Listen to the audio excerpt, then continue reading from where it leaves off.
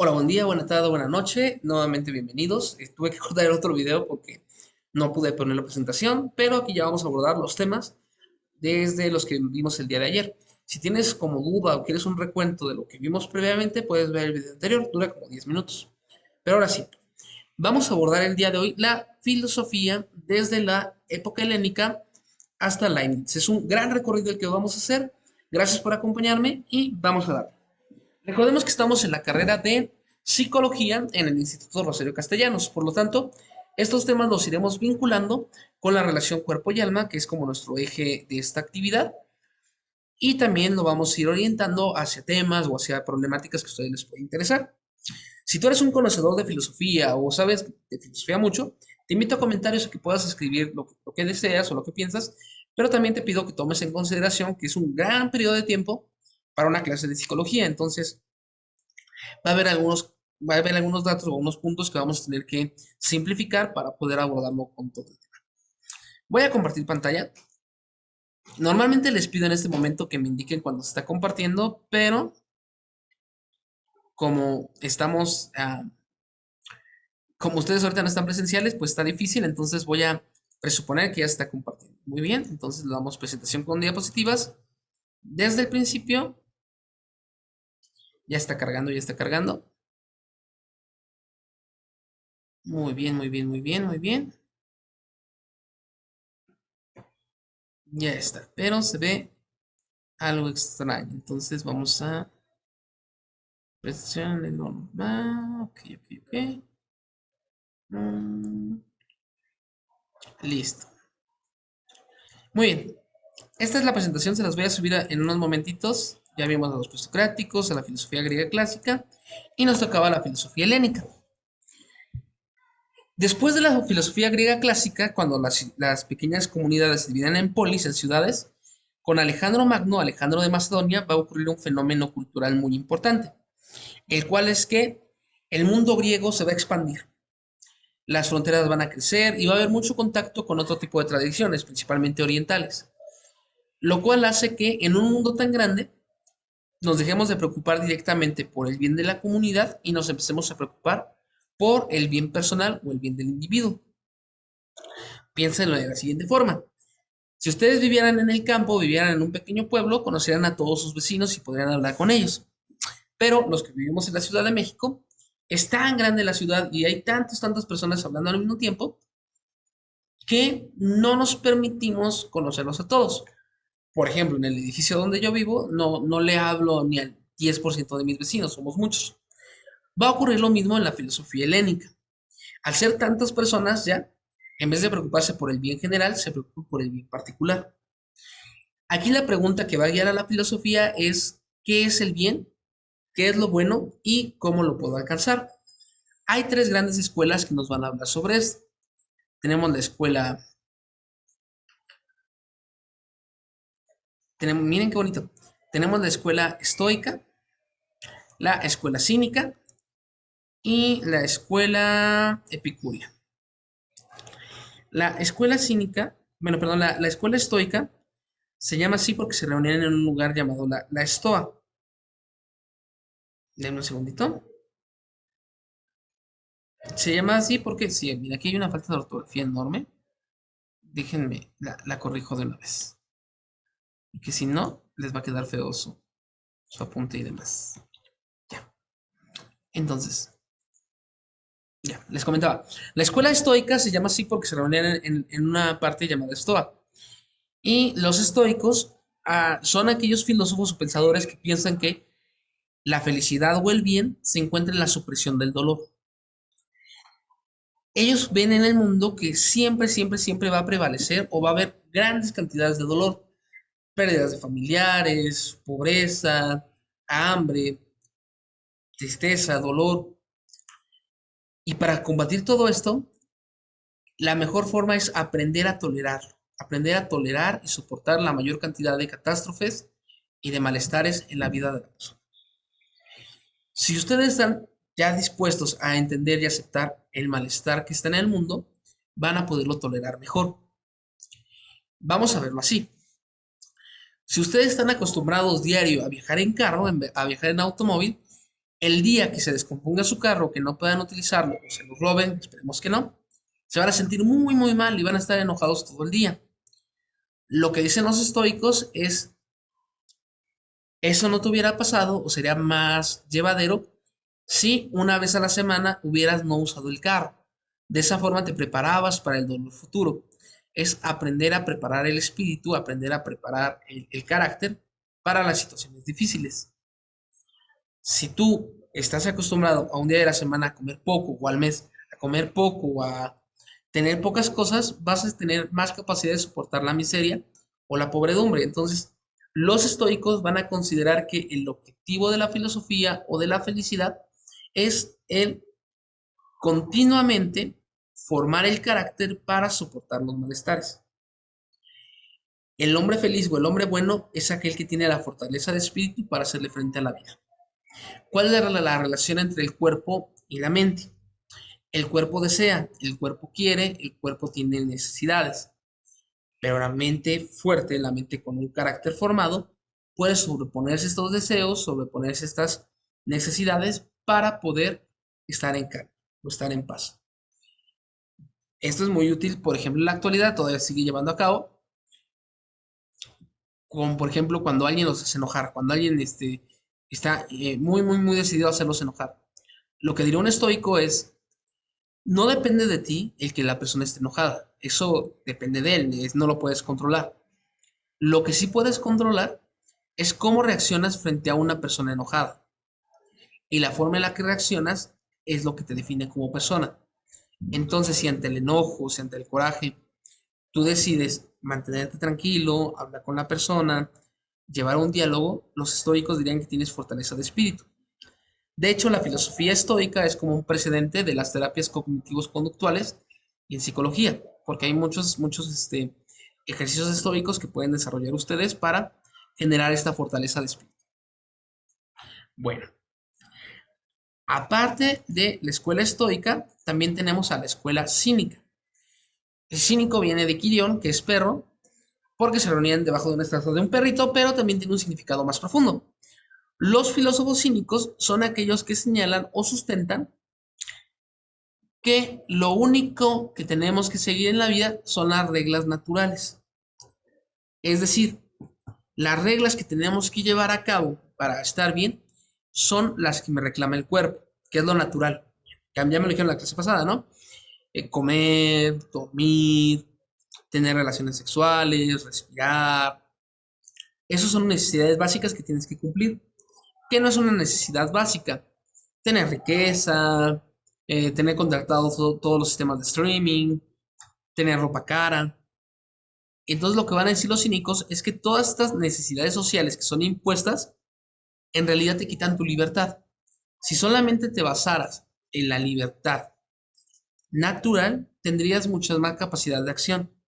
Si no, piensen todas estas veces en las cuales han hecho cosas que no les gusta, porque se las pide su jefe, o porque quieren estar a la moda o demás. Si fuéramos más cínicos, solamente nos guiaríamos por las cosas naturales. Ahora, ¿por qué en la actualidad cínico es vista como una palabra fea, ¿no? Como una palabra que dice, eres malo. Bueno, eso se debe principalmente a que los cínicos, al buscar solamente lo natural, no se preocupaban por lastimar a una persona o por herirlo con sus palabras, sino que simplemente decían las cosas que necesitaban las personas. Entonces ya, el ser muy directo con las palabras era como un sinónimo de cinismo. Una historia cínica para ejemplificar cuál era su forma de pensar. Una vez Alejandro Magno, el hombre más poderoso de toda esta época, llegó al pueblo de Diógenes y lo vio ahí tirado, tomando el solecito, ¿no? Y de hecho aquí lo tenemos, miren, aquí está Diógenes tirado. Entonces llegó Alejandro Magno y le dijo, Diógenes, tú que eres el hombre más sabio, más prudente y más brillante de tu época, y yo que soy el hombre más poderoso y más inteligente que vas a poder conocer, te pido que me digas qué quieres, qué deseas, y cualquier cosa que quieras o desees, yo te la voy a cumplir. ¿Qué quieres? ¿Ustedes qué piensan que pidió el buen Diógenes? Pueden decir, un carro, ¿no? O dinero, cosas así. Pero no, para nada. Lo que pidió Diógenes fue que se quitara del sol, porque le tapaba el sol. Parece muy inocente, muy tonto, pero lo que le está diciendo Alejandro Magno es, yo no necesito nada de ti, yo estoy bien con el sol que tengo y con mis comidas al día. Todo tu poder, toda tu gloria no me interesa. Yo soy libre y no te necesito. Esa es una forma muy, muy fuerte de afrontar las cosas por parte de los cínicos. Por otra parte, tenemos a los epicúreos, también llamados hedonistas, o bueno, están muy relacionados, los cuales señalan o dicen lo siguiente. La fuente de la felicidad es el placer.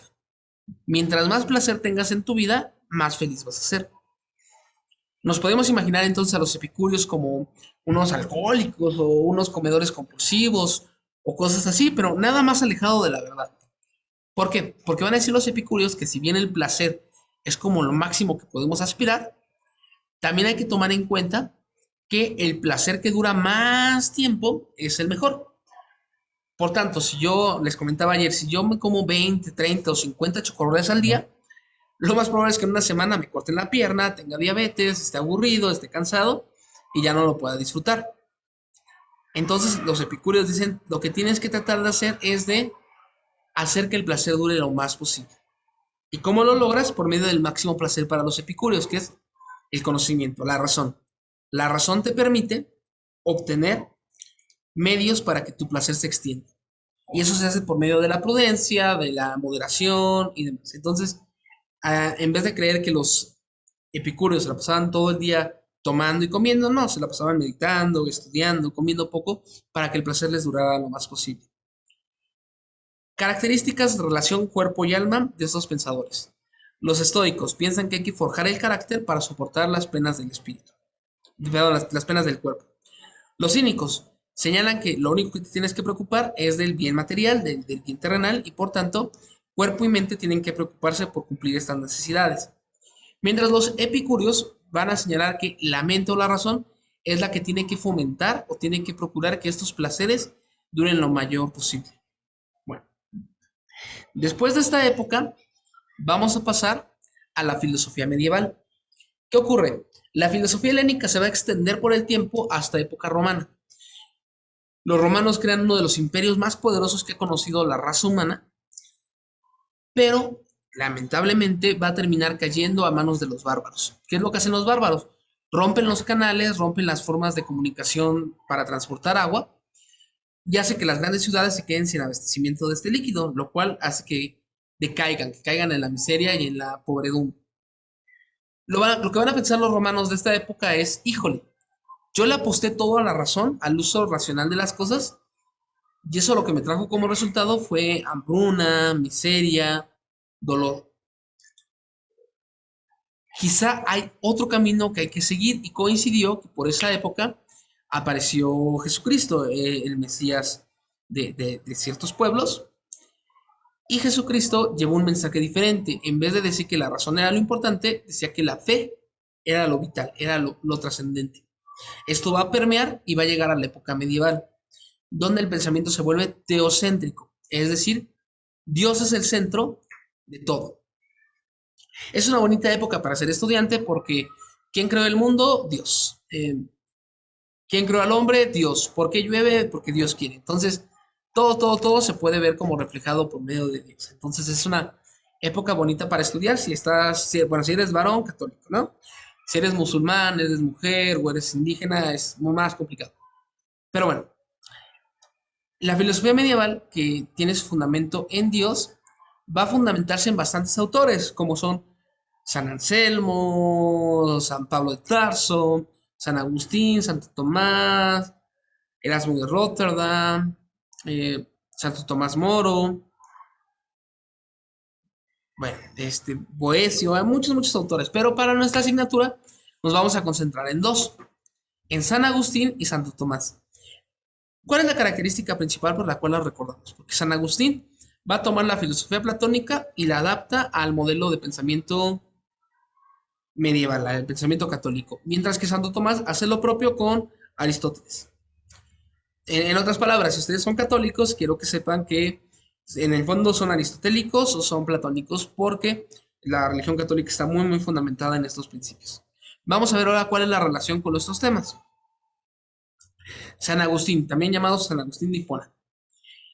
Él va a retomar la filosofía de Platón, esto del mundo terrenal y el mundo ideal, y lo va a trasplantar a su propia forma de pensamiento. Por tanto, para San Agustín, la fe o creer es lo más importante, y la razón solamente es un camino o una herramienta para llegar. Lo importante es creer, y después la fe, digo, después el conocimiento te permite acercarte, pero todo conocimiento es válido siempre y cuando sirva o apoye a la fe. Eso es más o menos como el camino que hay que seguir. Para Platón, para Platón, con todo esto que les estoy mencionando, para Platón, para San Agustín, el conocimiento de Dios es lo más importante y Dios es esta luz que alumbra todo, así como para Platón era el bien, para San Agustín es Dios. Y eres bueno mientras más cerca estás de Dios. Cuanto más te alejas de Dios, te vuelves malo. El mal es la ausencia de bien. ¿Cómo te alejas de Dios?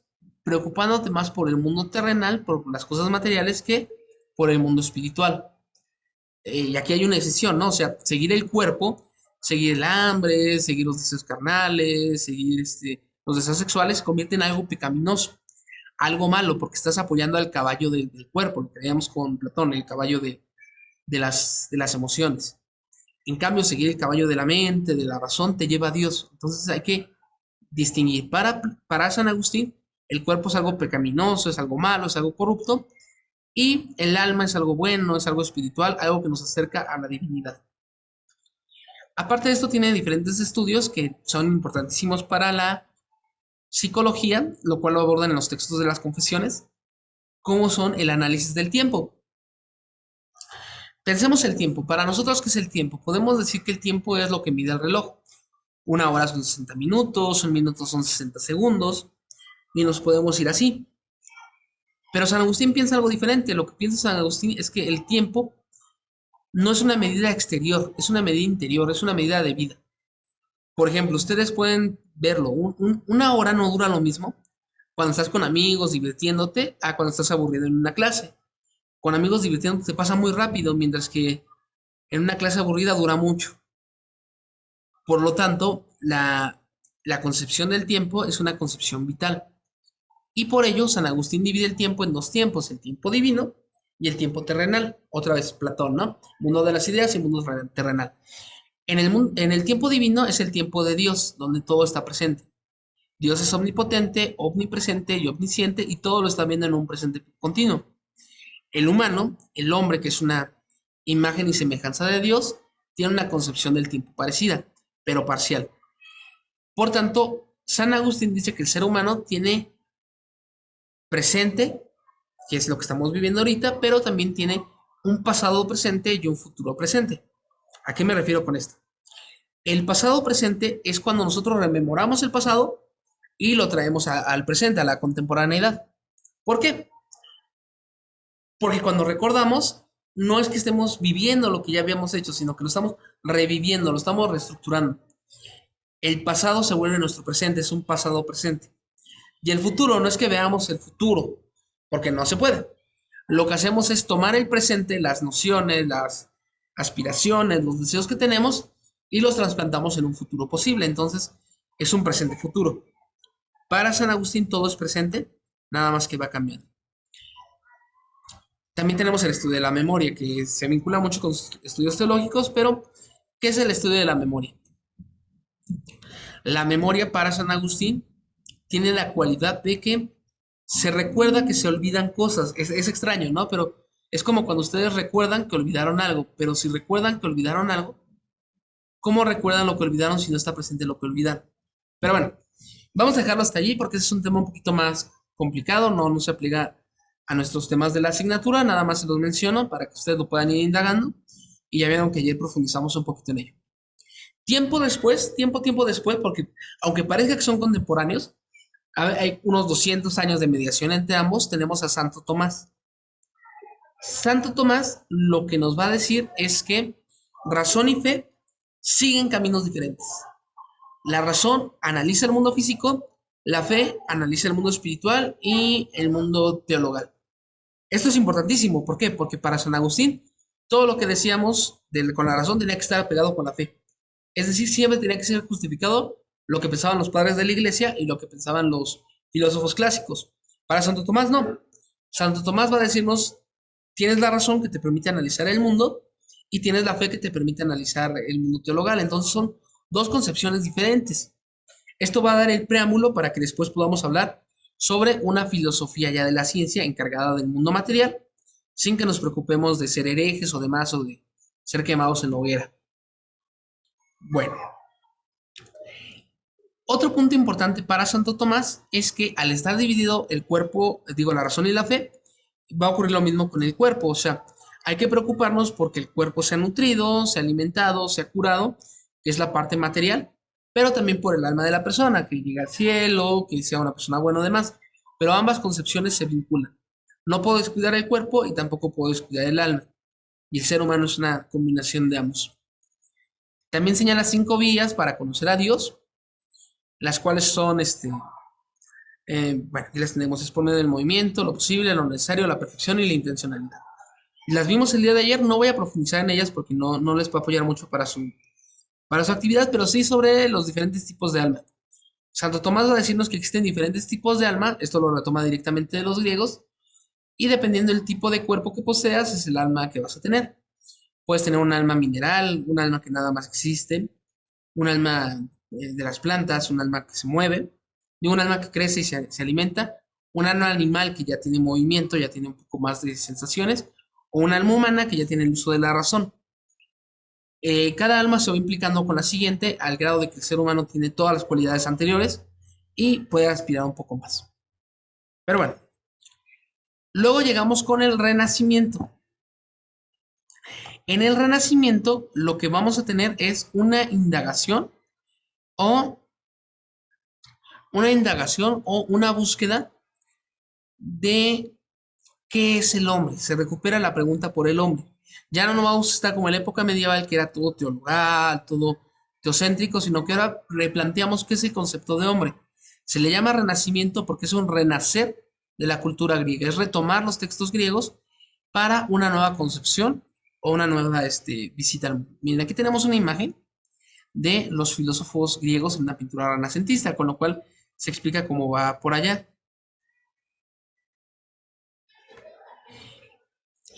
Para ver cómo se los retoma cada uno de ellos. Tenemos a Platón, a Aristóteles, por aquí está Diógenes, y todos van contribuyendo a este tipo de pensamiento. En concreto, vamos a revisar a los siguientes autores del Renacimiento o de la época renacentista. Tenemos a Francis Bacon, a Kepler, a Copérnico y a Galileo. Y a Newton. Es como un gran recorrido. ¿Hay más pensadores renacentistas? Claro que sí. Aquí el Instituto Rosario Castellanos hizo una selección de los que consideró más apegados a filosofía de la ciencia. ¿Y qué mejor forma de empezar con esto que con Francis Bacon? Francis Bacon, canciller, una persona muy importante y muy influyente, va a decir que el conocimiento es poder, es decir, el conocimiento te brinda poder sobre la naturaleza. Pero para tener eso tenemos que tener un conocimiento objetivo, un conocimiento libre de dudas.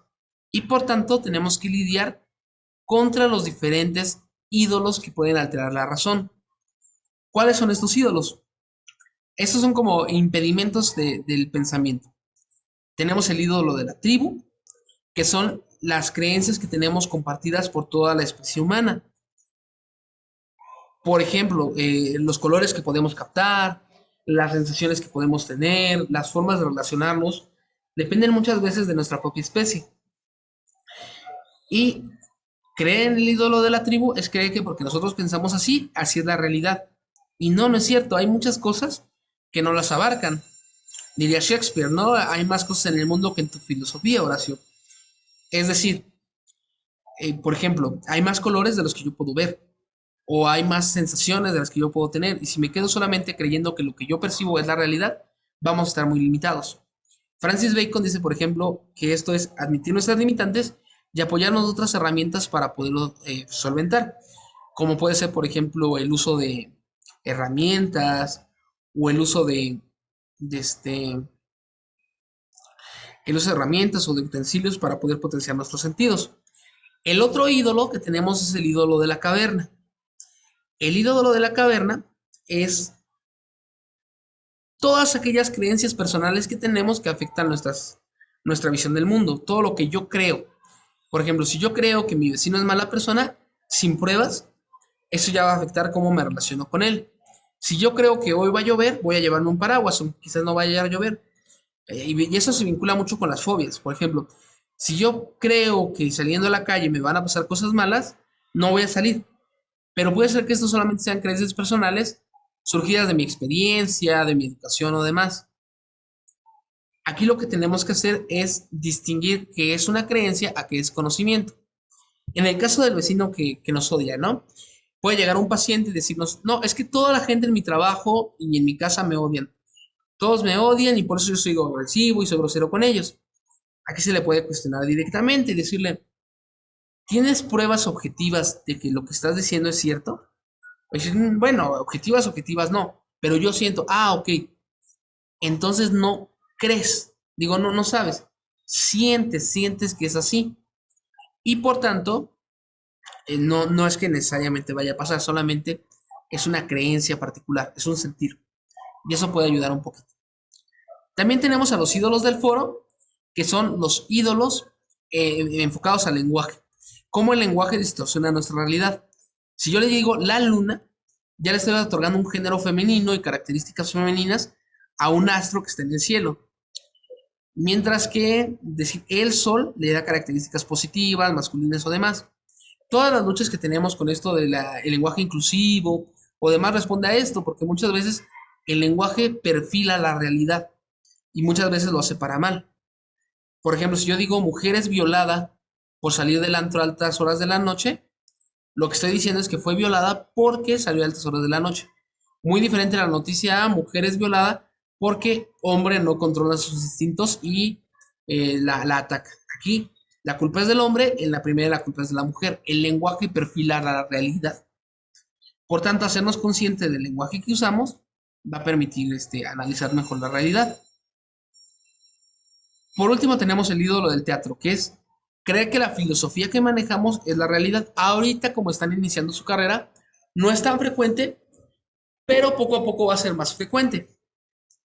Por ejemplo, si son freudianos, creen que porque lo dijo Freud es la verdad. O si son lacanianos, porque lo dijo Lacan es la verdad. Y no.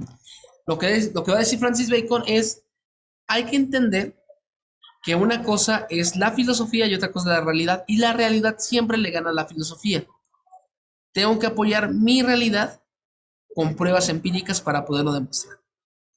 A grandes rasgos, estos son los 4 ídolos de Francis Bacon. ¿Qué es lo que genera para la ciencia? Bueno, para la ciencia genera grandes cosas, porque lo que está diciendo es que la ciencia tiene que ser objetiva, no me tengo que basar en mis percepciones particulares, sino en los datos que me arrojan la realidad. Tiene que ser neutral, no importa mis creencias, mis gustos, mis preferencias, sino que tiene que ser neutral y tiene que ser precisa. Mientras mejores instrumentos de medición tenga, más voy a poder indagar la realidad. Este es el principio ya en sí de la ciencia moderna, con autores como Francis Bacon, en las cuales ya lo importante no solamente es la realidad, o ya no solamente es importante cómo veo la realidad, sino cómo analizarla de forma estructural para que sea objetiva y enseñable. ¿Cuál es la relación entre cuerpo y alma? Para Francis Bacon, el cuerpo es falible, tiene sentidos que fallan y le permite captar cierta parte de la realidad. Pero el conocimiento, si es bien orientado, librándonos de estos ídolos, puede permitirnos un conocimiento objetivo. Muy bien. Vamos con el siguiente. El siguiente es Kepler, Johannes Kepler. Bueno, los siguientes Kepler, Copérnico, Galileo y Newton, ambos son científicos ya en sentido moderno de la palabra y aparte son filósofos, aunque más se decantan hacia el lado científico.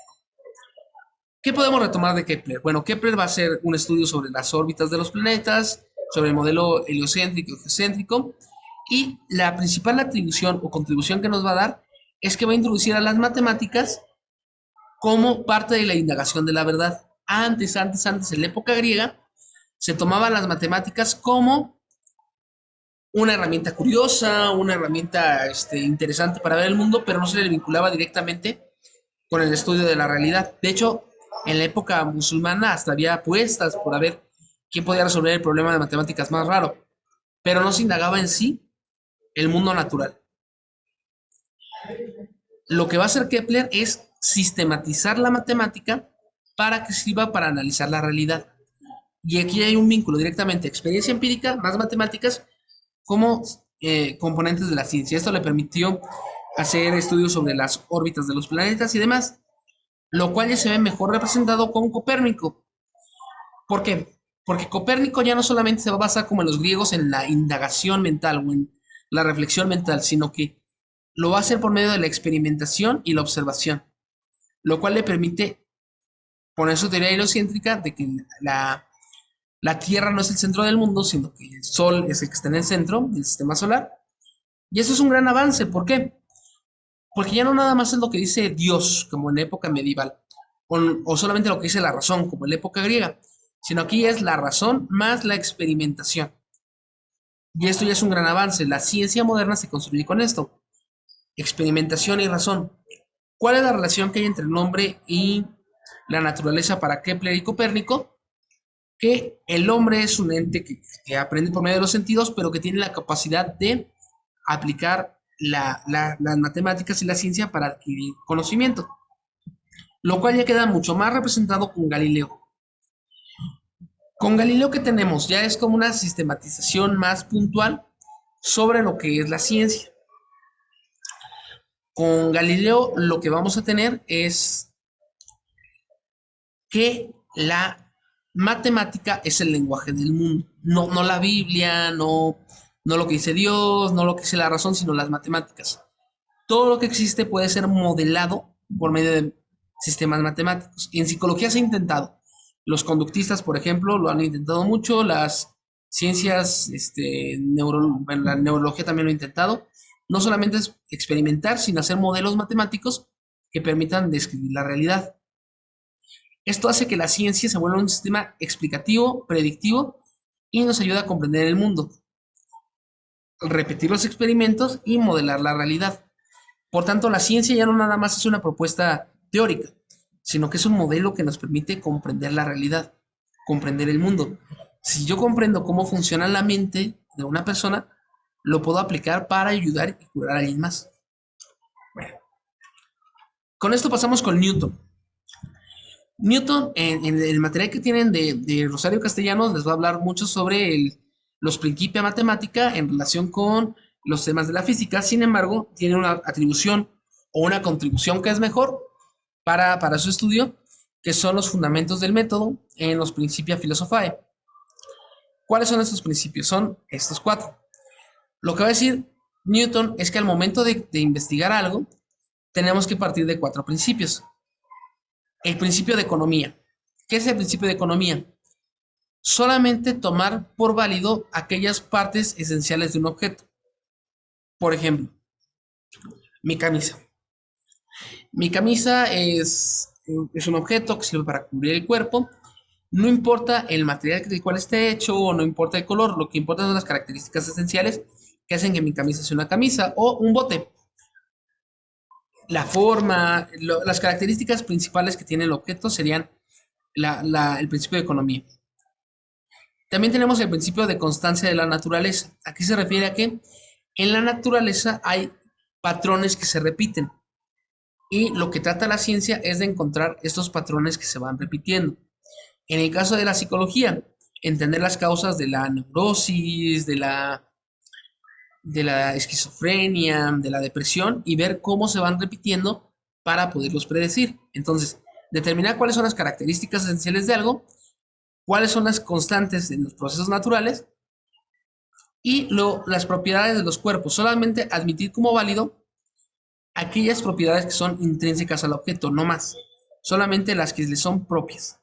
Y el principio de inducción, hay que dar por cierto algo que experimento hasta que se demuestre lo contrario. Y para eso lo tengo que experimentar y lo tengo que poner a prueba para demostrar que es válido. Estos principios van a forjar ya la ciencia moderna. Es decir, es objetiva, es un modelo matemático, el cual parte de la observación, de la inducción y busca reglas constantes de la naturaleza. Con esto ya tenemos como los grandes principios de la ciencia moderna. Ya aquí ya no hablamos de la época griega, ya no hablamos de la época medieval, ya hablamos de ciencia moderna. Y bueno, tan es así que ahora vamos a ver nuestro último gran apartado. La nociología del siglo XVII. Si ya estábamos hablando de los principios de la ciencia establecidos, ahora vamos a vincularlos directamente con pensadores que hablan sobre esta relación. De hecho, en esta parte, aparte de ser nociología, necesito que lo tengan muy en cuenta, vamos a revisar a filósofos racionalistas. Los filósofos racionalistas son los que piensan o los que creen que la razón es el principio de las cosas o del mundo. Por tanto, para aprender o comprender algo nos tenemos que basar en la razón más que en la experiencia, porque la experiencia es falible.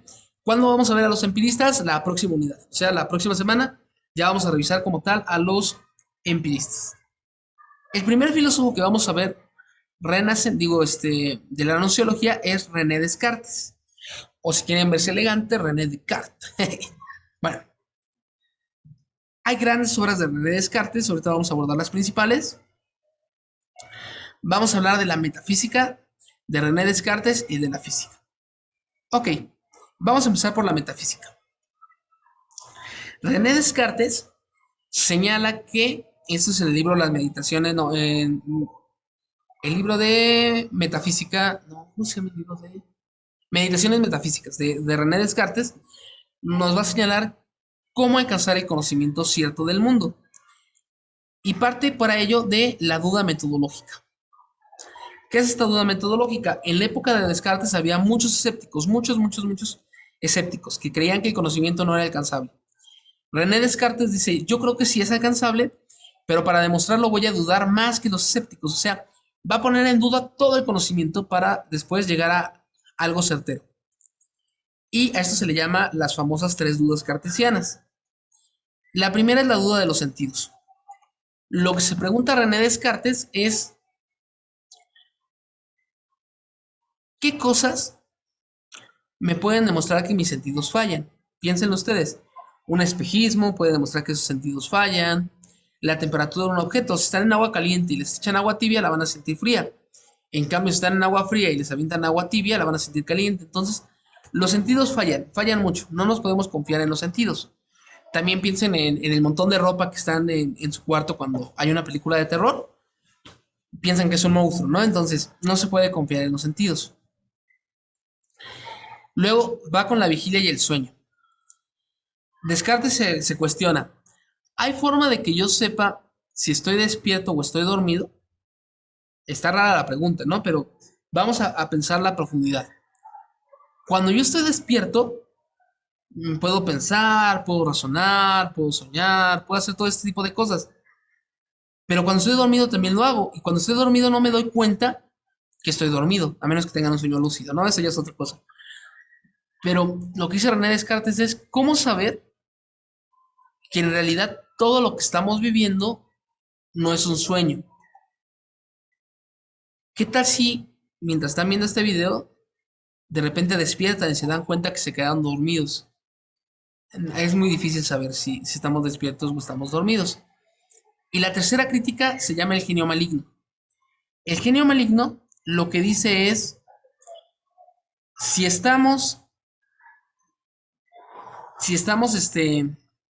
permítame un segundo. Lo que dice el genio maligno es, imaginemos que existe en vez de Dios un monstruo maligno que siempre nos engaña. Y entonces nos hace creer que lo rojo es azul, que lo azul es verde, que uno más uno es uno, y cosas así. Si este genio maligno es todopoderoso, ¿cómo podríamos pelear contra él? Lo que dice René Descartes es, no se puede. Me podría engañar siempre y no podría hacer nada. Entonces, ni los sentidos, ni el estar despierto, ni siquiera el conocimiento matemático es una forma de poder entender la realidad. Entonces, ¿estamos perdidos? ¿No se puede conocer nada? Ya. ¿No podemos saber nada de nada? René Descartes dice, no, no es así. ¿Por qué? Porque dice que, aunque esté dudando que conozco cosas, no puedo dudar del hecho de que estoy dudando. Es decir, cuando yo tengo el pensamiento de que estoy dudando, es evidente que estoy dudando. Y si estoy dudando, estoy pensando. Y si estoy pensando, mínimamente sé que existo. Y ahí está la famosa frase de René Descartes, ¿no? La que todos conocemos. Cogito ergo sum. Pienso, luego existo. Pienso, luego existo. Me pueden engañar de todo, de si estoy despierto, de las matemáticas, pero no me pueden engañar de el mismo hecho de que estoy pensando. Y por tanto, la filosofía de René Descartes parte de la concepción del yo. Puedo dudar de todo menos de la existencia del yo. Ahora, ya que sé que Dios, que yo existo, René Descartes se pregunta, si yo existo, ¿de dónde surge la idea de Dios? Es decir, yo existo y todo lo que percibo es imperfecto. Piensen ustedes, hay vasos imperfectos, hay mesas imperfectas, no hay nada perfecto en el mundo. Si no hay nada perfecto, ¿cómo llegué a la idea de perfección? Lo que René Descartes dice es, si existe la idea de perfección, es porque un ente perfecto la puso en tu mente. Este ente perfecto es Dios. Si Dios es perfecto, tiene que existir, si no, no existiría, no sería perfecto. Por tanto, Dios es perfecto y Dios existe. ¿Ok? Entonces, de la idea del yo, ahora Descartes señaló la idea de la existencia de Dios. Y si Dios existe y es perfecto, tiene que ser bueno. Si es bueno, entonces va a crear un mundo. Bueno, si es bueno y lo puede todo, va a crear un mundo. Y este mundo no va a hacer que me equivoque porque es bueno. Y con esto justifica la existencia del mundo. Entonces, para René Descartes, el mundo existe y lo puedo conocer por medio de los sentidos porque Dios es bueno y lo conocí a través de mi propia existencia. Y con esto ya cierra el círculo, es bastante interesante. Perdón si es algo denso, lo pueden revisar en Meditaciones Metafísicas. Con esto ya nos dice Descartes, el mundo existe y es conocible porque Dios lo ha posibilitado y lo conocí a través de la experiencia del yo. Esto es en la metafísica, en las ideas más espirituales. Ahora, en el mundo físico o en la epistemología, esto se ve reflejado. Ya que podemos conocer el mundo físico, vamos a ver cuál es el método para conocer el mundo. Esto lo hace en el libro El discurso del método. Lo que dice René Descartes en el discurso del método es...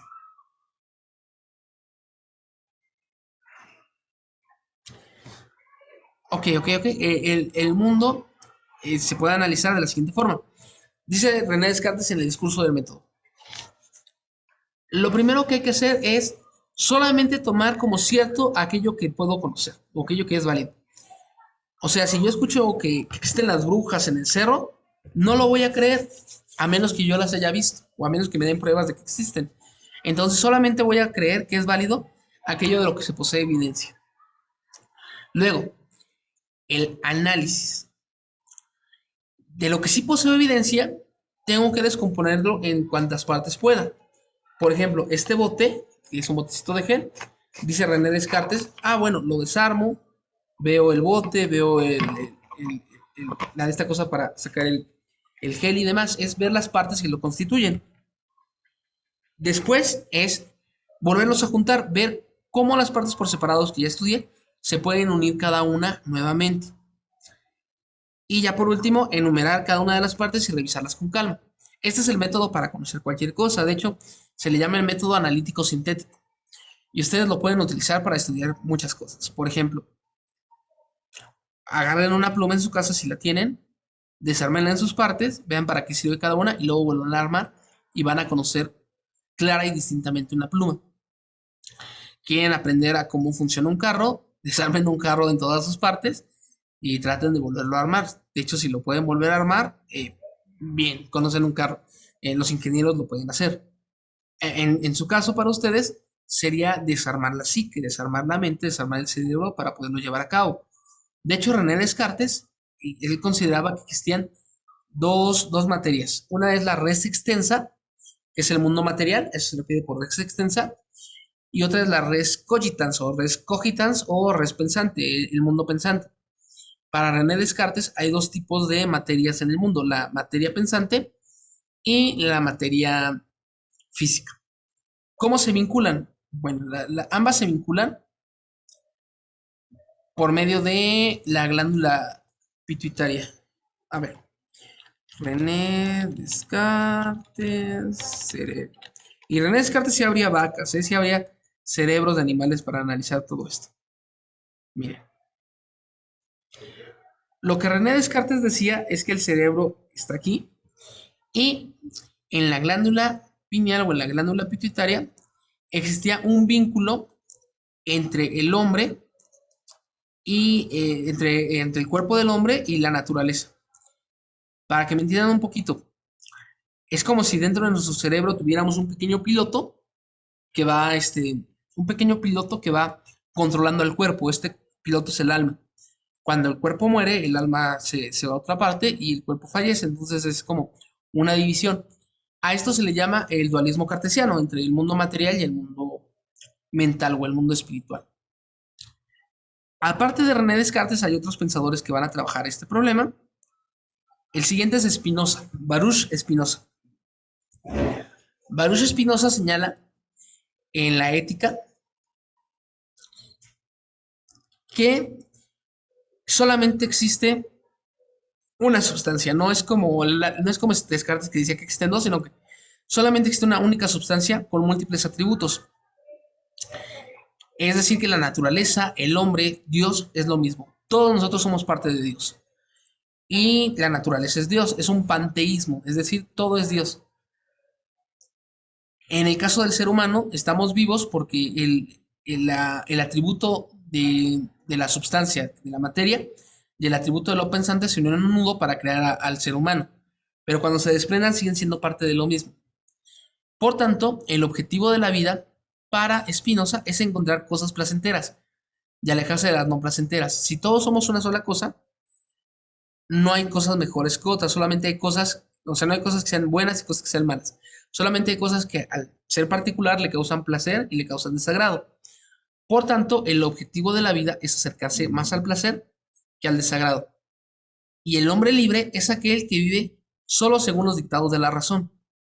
La razón te permite entender el mundo y poder buscar la felicidad o poder entender la razón. Ustedes pueden buscar a Spinoza en internet, les van a aparecer cosas muy padres, muy interesantes. Para el tratado de psicología, podemos decir que el cuerpo y mente para Spinoza es lo mismo. O sea, literalmente es materialista muy, muy fuerte en el sentido de que lo que pensamos y lo que sentimos es parte de lo mismo. Nos quitaríamos un alma extraterrena y todo sería material. Y bueno, también tenemos a Leibniz. Leibniz va a generar una teoría bien interesante que se llama la monadología, en la cual establece que lo que existe en el mundo no es el mundo que observamos, sino que esto ya es un reflejo de otra realidad. Lo que va a señalar Leibniz es que en el mundo lo que existen son las mónadas. ¿Qué son las mónadas? Las mónadas son los elementos mínimos de la realidad, indivisibles. Estas mónadas, aquí no tengo un dibujo bonito, déjenme abrir un Paint para hacerles un... ok.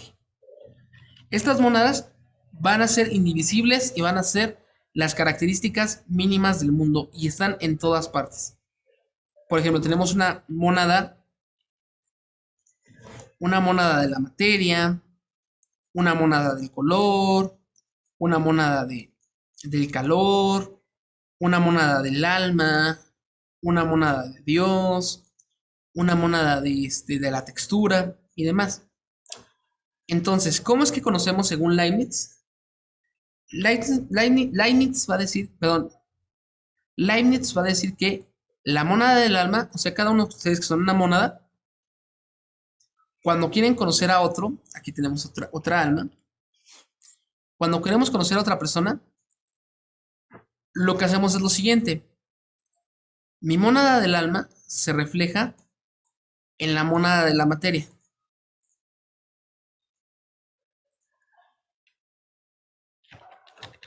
¿Ok? Entonces mi mónada del alma se refleja en la mónada de la materia. Sé que esto parece algo loco, ¿no? Pero ahorita lo simplificamos. Entonces la mónada del alma se refleja en la mónada de la materia. Y es lo que podemos ver. Lo que podemos ver es la materia que se mueve con nuestro pensamiento, pero es nada más un reflejo. Cuando yo observo a otro ser humano, lo que estoy observando es el reflejo de su alma en la materia. Entonces, cuando yo estoy hablando con otra persona, no es que esté hablando directamente con ella de cuerpo, sino que nuestras almas, materializadas en la materia, se están comunicando por medio de reflejos. Cuando nos morimos, el reflejo que proyectábamos en la materia desaparece, pero nuestra alma sigue intacta. Nada más nuestro reflejo desapareció y dejamos de ser percibidos por los que tienen cuerpo. Pero esto sigue por aquí. Y así todo se va reflejando y se va explicando de esta forma.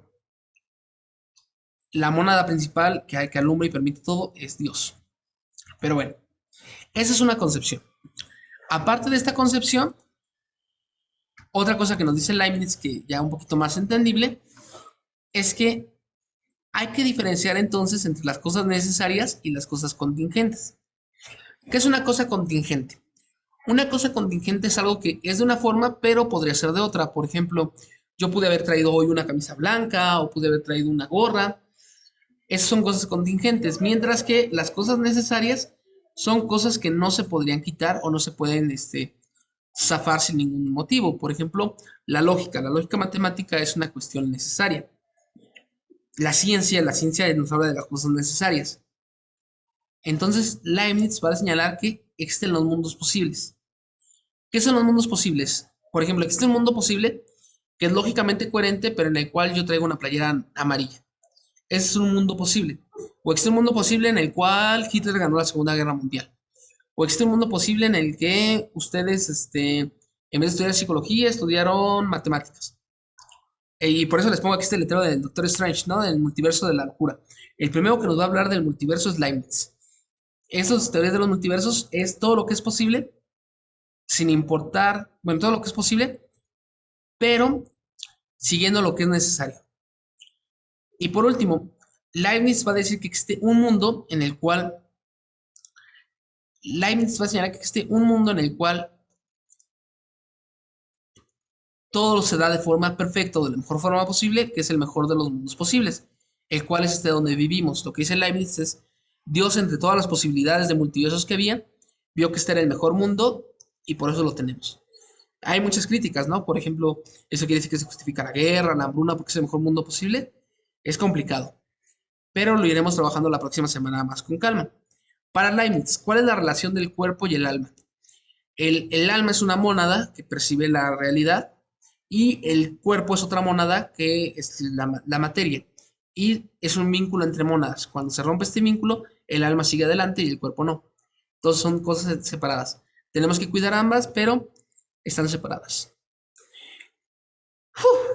Fue una clase un poco larga, un poco pesada, pero entonces, desde los griegos y su indagación por el arjé, la fisis y los átomos de Demócrito, desde la Edad Media y su búsqueda por la existencia de Dios y la comprensión de los clásicos del Renacimiento a través de una relectura, pasando por René Descartes y la res cogitans que permite manejar a la res extensa, y llegando al mundo de las mónadas y el Doctor Extraño en la época moderna, justificado y fundamentado desde la filosofía.